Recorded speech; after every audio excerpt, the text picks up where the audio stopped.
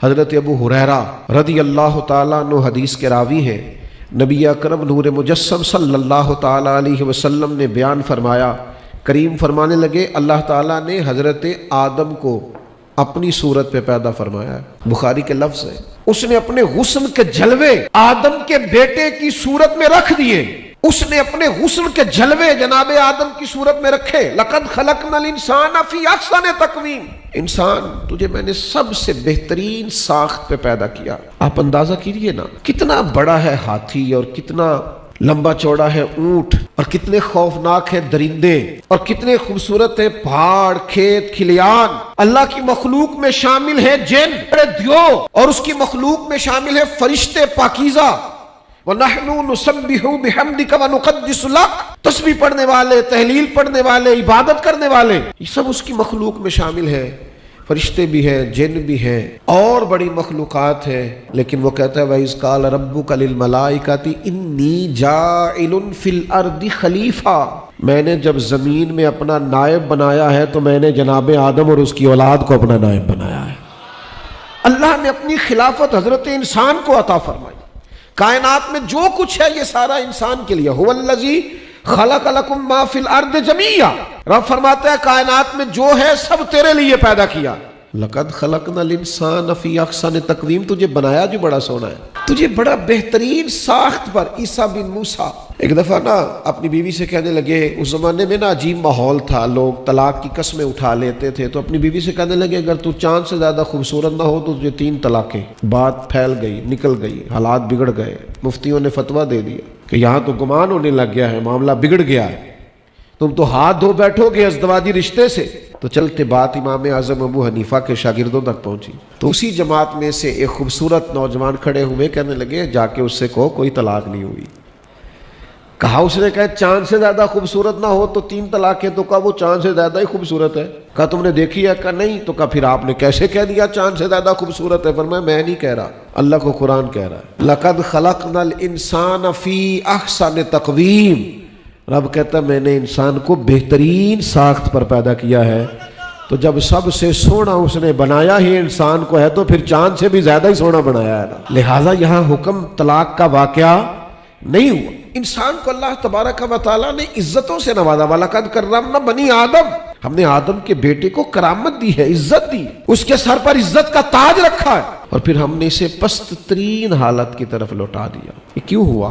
ثُمَّ رَدَدْنَاهُ أَسْفَلَ سَافِلِينَ کیوں ہوا؟ اللہ نے اسے بڑا خوبصورت بنایا تھا، لیکن پھر اس نے کام اس طرح کے کیے کہ اس کی حالت جانوروں سے بھی بدتر ہو گئی۔ اور قرآن نے کہا کچھ لوگ جانور ہیں، بل ہم عدل، بلکہ جانوروں سے بھی برے۔ وہ جب اپنے چھوٹے لالچ کے لیے لاکھوں انسانوں کا حق مار جاتے، وہ جب تھوڑے سے نفع کے لیے قوم کے غدار ہو جاتے، ملک کے غدار ہو جاتے، دین کے ساتھ دھوکہ دہی کرتے، تو پھر اسفل سافلین میں اپنے آپ کو لے جاتے ہیں، پھر وہ پستی کی طرف چلے جاتے ہیں۔ پنجابی کی پرانی مثال تھی، اردو اور پنجابی کے لوگ دیا کرتے تھے، کہا کرتے تھے انسان کی عزت اس کے اپنے ہاتھ میں ہوتی ہے۔ وہ اس طرح کے کام کرے کہ اس کا اکرام کیا جائے، اس کا احترام کیا جائے، اس کی عزت کی جائے، وہ اپنے آپ کو اسفل سافلین میں نہ لے جائے، وہ اپنے مقام کو سمجھے۔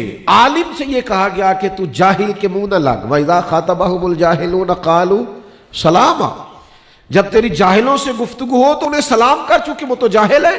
تجھے اسفل سافلین میں نہیں جانا، بلکہ تجھے احسن تقویم رہنا ہے، تجھے اپنے وقار کو سمجھنا ہے، تجھے اپنی بات کو سمجھنا ہے۔ بڑے کو بڑا بن کے رہنا پڑے گا، بڑے کو بڑا بن کے دکھانا پڑے گا، عالم کو سمجھنا پڑے گا کہ اللہ تبارک و تعالیٰ نے مجھے علم کی دولت دی ہے۔ لیکن آج ہم یہ سمجھنے کو تیار ہیں، صرف تھوڑی سی شہرت کی خاطر لوگ کیا کچھ نہیں کرتے پھرتے، سارے خاندان کو سوشل میڈیا پہ دکھا کے لوگ شہرت دینا چاہتے ہیں۔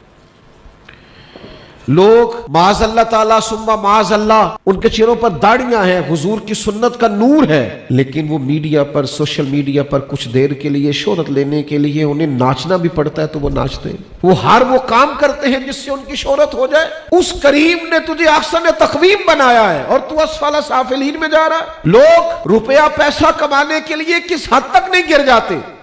یاد رکھیے گا، اپنا وقار بنانا ہے انسان کو، مسلمان کو اپنی عزت کو قائم رکھنا، ہمیں اپنے آپ کو سطح سے نیچے نہیں لے کے جانا۔ انسان اپنے اوصاف سے پہچانا جاتا ہے، اس کے وصف بتاتے ہیں کہ یہ انسان کس طرح کا ہے، اس کے اخلاقی رویے بتاتے ہیں کہ اس کی تربیت اور اس کی تشکیل کس طرح سے ہوئی۔ یاد رکھنا، درجنوں لوگ آپ کا کمال دیکھ کے آپ سے پوچھ لیتے ہیں آپ کے استاد کون سے ہیں، بیسیوں لوگ ہوتے ہیں جو آپ کی زبان سے چھلکتے ہوئے اخلاق کے موتی دیکھ کر پوچھ لیتے ہیں کس مرشد کے آستانے پہ آتے جاتے ہو۔ درجنوں اور بیسیوں لوگ ہوتے ہیں جو آپ کے قواعد دیکھ کر مجھے بڑی بات یاد ہے، کبھی بھولتی نہیں، لوگوں نے بڑی تعریفیں کی اور مناقب کہے تو بڑا کچھ لوگوں نے کہا، پیار سے بڑے جملے بولے، بزرگوں نے بڑی شفقت کری، سب اپنی جگہ یاد۔ لیکن ایک جگہ سے میں تقریر کر کے نکل رہا تھا تو ایک دیہاتی اماں نے مجھے دعا دی تھی، مجھے کبھی بھولی نہیں وہ دعا۔ میں ان کے قریب سے تیزی سے گزر رہا تھا، ایک سمت سے عورتیں نکل رہی تھی تو وہ بوڑھی بزرگ خاتون اپنے دیسی لب و لہجے میں ہاتھ میں تسبیح لیے ہوئے نکلی، تو وہ اسے نہیں پتا میں بھی پاس سے گزر رہا ہوں، تو کوئی تبصرہ کر رہا تھا کہ اماں جی تقریر سنی جے، تو اماں کیا کہتی ہے، کسی چنگی ماں دا پتر ہے۔ آپ کے اخلاق سے، رویوں سے، کردار سے لوگ سمجھ جاتے۔ تو آپ کو اور مجھے اپنے اس بھرم کو قائم رکھنا ہے، اپنے اس وقار کو قائم رکھنا، اسفل سافلین میں نہیں گرنا۔ آپ کا کردار و عمل، آپ کی خوبصورتی یہ بتلائے گی۔ میں اکثر کہتا ہوں طالب علموں سے، میں کہتا ہوں امام مسجد تقاضا کرتا ہے کہ لوگ میرا اکرام کریں، میرے جانے پہ اٹھ کے کھڑے ہوں، میرے خلاف کوئی بات نہ کریں۔ تو امام کو بھی یہ سمجھنا ہوگا کہ میں امام ہوں، اگر یہ لوگ سنت مؤکدہ پڑھتے ہیں تو مجھے غیر مؤکدہ بھی پڑھنی پڑے گی، اگر یہ غیر مؤکدہ پڑھتے ہیں تو مجھے مستحبات کا بھی خیال کرنا پڑے گا۔ میں ان سے ڈیمانڈ کر رہا ہوں کہ مجھے امام مسجد والی عزت دیں، تو آپ کو تقوی کا بھی تو وہ معیار بنانا پڑے گا نا، آپ کو پرہیزگاری کا بھی تو وہ معیار بنانا پڑے گا نا، آپ کو پھر وہ لیول بھی اپنا قائم کرنا پڑے گا کہ لوگ اکرام کریں۔ اگر کسی شخص کا خیال ہے کہ میں بزرگ آدمی ہوں، میں بوڑھا ہوں، میں والد ہوں، میں دادا ہوں، میں ٹیچر ہوں، میں استاذ ہوں، میں کچھ بھی ہوں، تو اسے پھر وہ رویے سوچنے پڑیں گے کہ میں اس سطح پہ اتر کر اپنے بچوں سے، اپنے شاگردوں سے کلام نہیں کر سکتا۔ یہ نہیں ہو سکتا کہ میں ان کے بیچ بیٹھوں، ٹھٹا بھی کروں، مذاق بھی کروں، اور پھر میں شام کو یہ مطالبہ کروں کہ وہ میرا احترام بھی کریں۔ آپ نے اس وقار کو قائم ہی نہیں رکھا، آپ نے وہ انداز جو ہے اس کو آپ نے نبھایا ہی نہیں۔ آپ کا لب و لہجہ کچھ اور ہونا چاہیے تھا، کچھ انداز اور۔ میں کئی دفعہ آتا ہوں اور میں جب سیڑھیاں چڑھتا ہوں مدرسے کی تو میں دیکھتا ہوں بچے کھیل رہے ہیں تو واپس لوٹ جاتا ہوں گھر کی جانب، اس لیے کہ میں جب جاؤں گا تو ان کے ساتھ مل کے میں وہ سارا کچھ نہیں کر سکتا جو وہ کر رہے ہیں، لیکن اگر نہیں کروں گا تو پھر وہ میری وجہ سے بوجھ سمجھیں گے، تو وہ اپنی اس جو ہے وہ ایکٹیویٹی اس سے رک جائیں گے۔ تو ہمیں کہیں نہ کہیں اپنا وہ خیال کرنا ہے، اپنا وہ پاس و لحاظ کرنا ہے، چیزوں کو سمجھنا ہے، اسفل سافلین میں نہیں گرنا۔ اور پھر اگر ہم رسول اللہ صلی اللہ علیہ وسلم کی امت ہے تو کیا ہم صرف ڈنڈے کے زور پر منوائیں گے کہ ہم حضور کی امت ہیں؟ آپ کے اندر وہ ساری توانائیاں پیدا ہونی چاہیے، آپ کو وہ کردار کی ساری خوبصورتیاں لانی پڑے گی جو نبی پاک صلی اللہ تعالی علیہ وسلم اپنی امت کو عطا کرتے ہیں۔ دیکھیے، ہم حضور کی امت ہیں اور ہم بڑے ناز سے کہتے ہیں ہم حضور کی امت ہیں، اور اس میں کوئی شک نہیں کہ یہ سب سے بڑا اعزاز ہے ہمارا۔ لیکن آپ کو پتہ ہے حضور کے سینے میں جو چیز سب سے زیادہ درد اور کرب بن کے سلگتی تھی وہ کیا؟ حضور جس کے لیے بے چین اور بے قرار رہتے تھے، اور حضور عکاظ کی منڈیوں میں نکل جایا کرتے تھے اور میلوں میں نکل جایا کرتے تھے، اور طائف کی طرف سرکار نے سفر کیا، اور درد تھا وہ نبی پاک کا، وہ تکلیف تھی حضور کی۔ وہ کیا تھی کہ حضور چاہتے تھے اللہ کے بندے اللہ والے بن جائیں، یہ کفر چھوڑ دیں، شرک چھوڑ دیں، بد اخلاقی چھوڑ دیں، حرام چھوڑ دیں، زنا چھوڑ دیں، بدکاری چھوڑ دیں۔ اور اس کے لیے نبی پاک صلی اللہ تعالی علیہ وسلم بے پناہ جد و جہد کرتے۔ لا اللہ کا باقی النفس کا، اللہ نے کہا محبوب کیا آپ جان پر کھیل جائیں گے کہ یہ ایمان کیوں نہیں لاتے؟ اور ایک جگہ قرآن مجید میں اللہ کریم نے فرمایا طٰہٰ ما انزلنا علیک القرآن لتشقیٰ، محبوب ہم نے یہ قرآن اس لیے نازل تو نہیں فرمایا تھا کہ آپ مشقت میں پڑ جائیں، اب تم مشقت کرنے لگے۔ دن رات نبی پاک نکلتے کہ لوگ اللہ والے ہو جائیں۔ مجھے بتاؤ نا، آج ہمارے دلوں میں یہ احساس ہے کہ ہم کوشش کریں کہ کوئی دین سے دور بندہ، کوئی شریعت سے دور بندہ، کوئی قرآن و سنت سے دور بندہ قرآن و سنت کے قریب ہو جائے، دین کے قریب ہو جائے، کوئی والدین سے، خاندان سے ٹوٹا ہوا جڑ جائے، کسی کی اصلاح ہو جائے۔ اس کاز کے لیے ہم کو جد و جہد کرتے، ہم نے اپنی اس شان کو پہچانا ہے۔ وہ جو نبی پاک علیہ السلام نے خطبہ حجۃ الوداع کے موقع پہ فرمایا تھا کہ بلغوا عنی ولو آیا، ایک آیت بھی تم تک پہنچی تو اسے لے کے نکل جانا اور لوگوں تک پہنچانا۔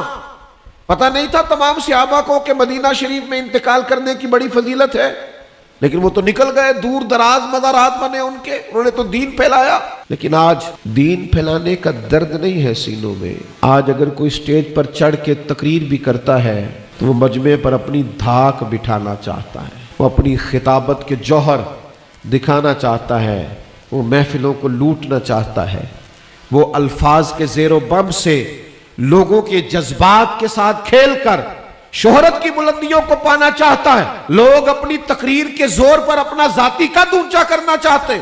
وہ جو خاص ایک درد تھا کہ اللہ کے بندے اللہ والے بن جائیں، اللہ کے بندے اللہ سے جڑ جائیں، یہ حضور کے سینے کا درد ہے۔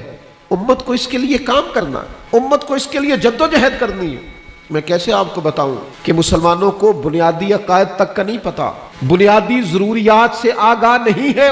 اس دور کا مسلمان وہ کلمہ تو پڑھتا ہے، حضور پر فدائی ہے، محبت عشق وارفتگی رکھتا ہے، لیکن اس کا فہم دین ناقص ہے، اس کو دین کے معاملات کی پوری سمجھ اور ادراک نہیں ہے۔ ڈھیروں وقت تک جو لوگ بیٹھے رہتے ہیں موبائل لے کر، 25 منٹ بھی قرآن مجید کو ترجمے کے ساتھ نہیں پڑھ پاتے۔ یہ کس نے شعور بیدار کرنا ہے؟ اس کے لیے کون جدوجہد کرے؟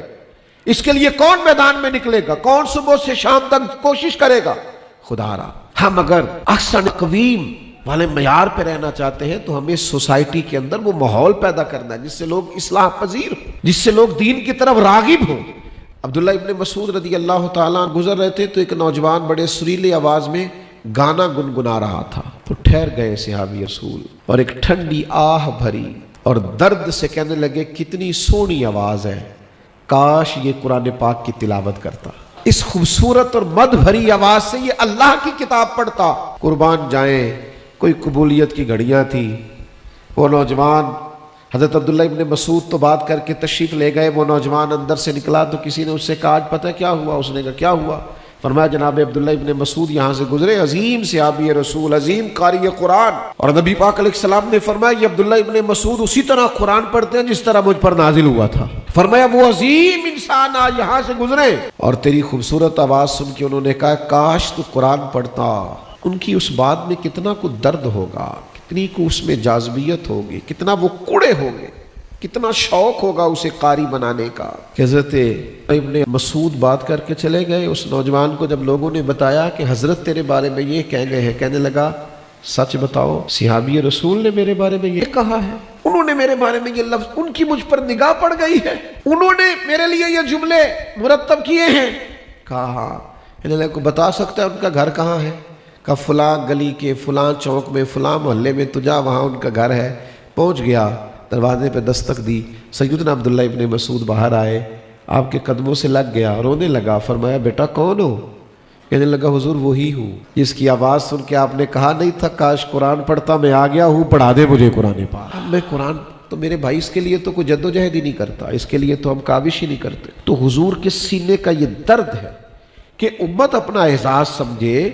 اللہ تبارک و تعالیٰ نے جس حضرت انسان کو خلیفہ بنایا ہے وہ دوسروں کی تربیت کے لیے کوئی کردار، ہمیں جب لیکچر آیا ہوا ہوتا ہے نا پھر ہم اپنے بچوں کو لیکچر دینے لگ جاتے ہیں، حالانکہ بچے ہماری تقریروں سے نہیں سیکھتے، وہ ہمارے عمل سے سیکھتے ہیں، جو ہمیں کرتا ہوا دیکھتے ہیں وہ کرنا شروع کر دیتے ہیں۔ ہمارے لیکچر دینے سے انہیں فرق نہیں پڑتا، ان کو تو ہمارا عمل نظر آ رہا ہوتا ہے۔ اور دوسری گزارش آپ کی خدمت میں یہ عرض کرنی ہے کہ نبی پاک صلی اللہ تعالیٰ علیہ وسلم نے اس احسن تقویم کو اسفل سافلین میں گرنے سے بچانے کے لیے نا حضور نے یہ کیا ہے کہ کوئی اس طرح کی اصلاح نہیں کی لوگوں کی کہ جس میں لوگ ظاہری طور پر تو ٹھیک ہو جائیں لیکن ان کا باطن اسی طرح سے میلا کچیلا رہے۔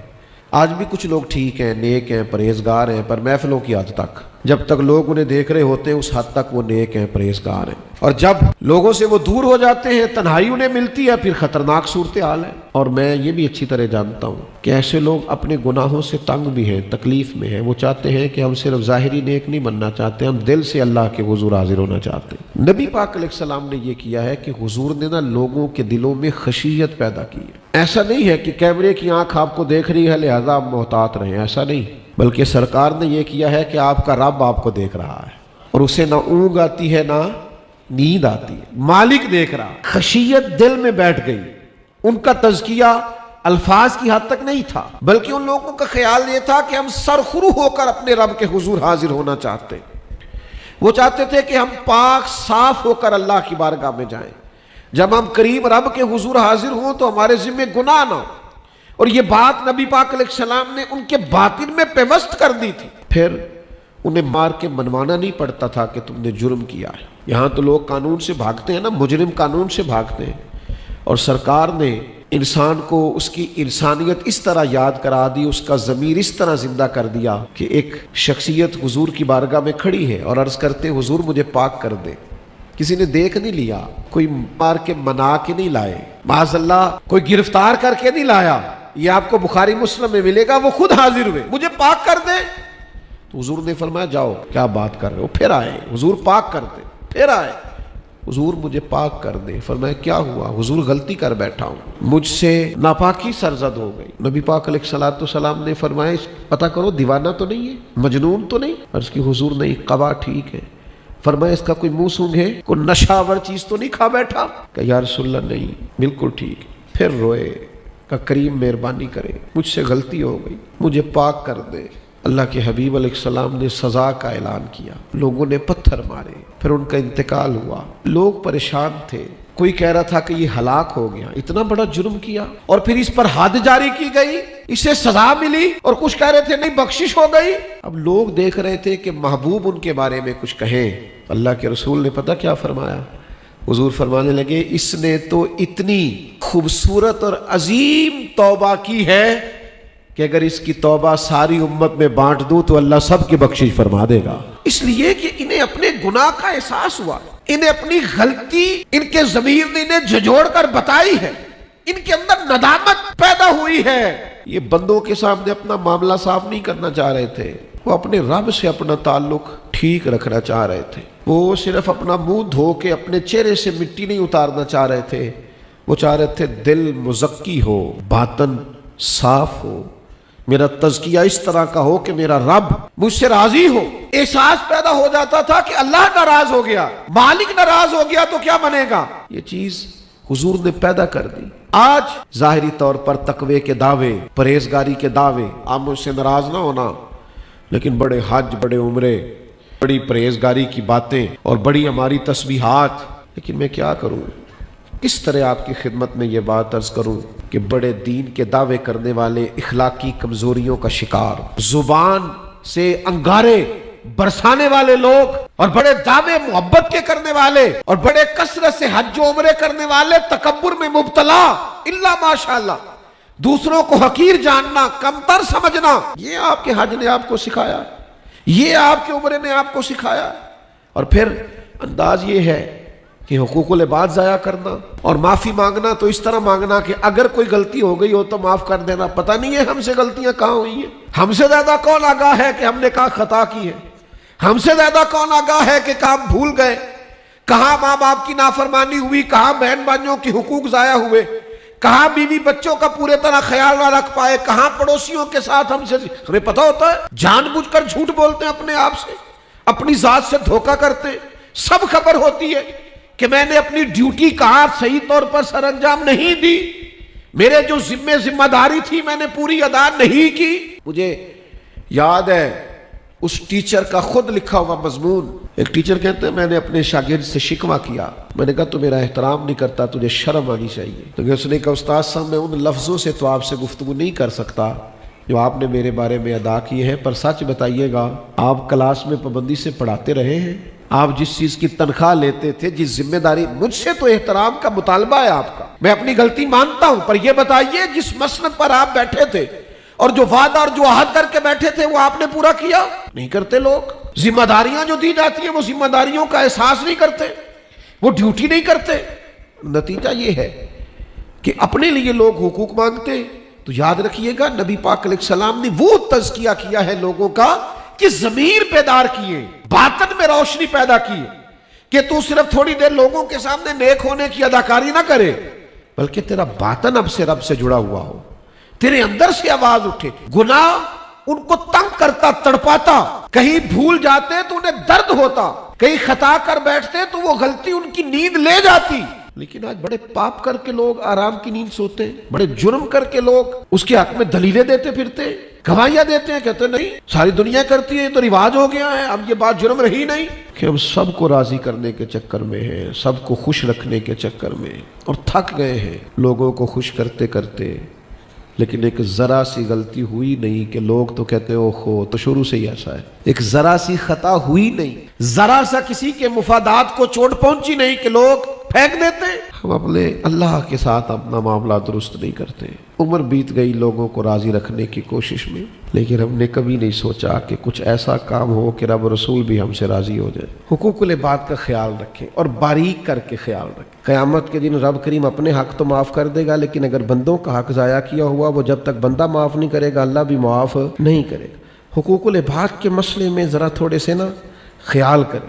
تو تھوڑا دیکھیں نا، امام اعظم ابو حنیفہ رحمۃ اللہ تعالی علیہ کبھی بادل چھا جاتے تھے نا، کپڑے کی دکان کرتے تھے، دکان بند کر دیتے تھے، تو سیلز مین اور بچے پوچھتے کہ حضور کیوں بند کر دی؟ تو آپ فرماتے کہ اب گاہکوں کو کپڑا نظر نہیں آئے گا صحیح کر کے، چونکہ اندھیرا چھا گیا، بادل آ گئے ہیں، تو ایسا نہ وہ غلطی میں ہمیں زیادہ پیسے دے جائیں۔ اس زمانے میں یہ اتنی بڑی لائٹیں تو نہیں ہوتی تھی، تو فرماتے تھے جو مال دکھانا ہے وہی دینا ہے۔ تو معاملات میں صفائی رکھیں، لین دین کے معاملات کو کلیئر رکھیں، خود اس بات کا احساس کریں، یہ بڑا ضروری مسئلہ ہے۔ اور جو خانقاہی لوگ ہیں ان کے لیے تو بالخصوص اس کی بڑی ضرورت ہے کہ وہ اس پر توجہ کریں۔ تو میں نے جہاں سے گفتگو شروع کی تھی پھر واپس لوٹتا ہوں۔ ایک تو اللہ نے ہمیں احسن تقویم بنایا ہے، کرامت کا تاج دیا ہے، خیر امت بنایا ہے، ہمیں اسفل سافلین کی طرف نہیں جانا، ہمیں اپنے آپ کو پہچاننا ہے، اپنی قدر کو پہچاننا ہے۔ پھر اگلی گزارش آپ کی خدمت میں یہ عرض کی کہ ساری زندگی اسی پر نہ لگا دیں کہ لوگوں سے معاملات کیسے، اپنا معاملہ اللہ رسول سے ٹھیک کریں، باطن کا تزکیہ کریں، غلطی کریں تو اندر احساس پیدا ہو، جاگزی ہو کہ مجھ سے غلطی ہو گئی، باطن سے آواز اٹھے، اندر سے کرب آپ کے پیدا ہو کہ یہ مجھ سے غلطی ہو گئی۔ اور تیسری گزارش یہ کی کہ لوگوں کے لیے بھی احساس پیدا کریں کہ میں ان کی اصلاح کروں، میرے اندر درد ہو، یہ جو حضور کے سینے کا درد تھا کہ لوگ اللہ والے بن جائیں، یہ ہمارے سینوں میں بھی پیدا ہونا چاہیے۔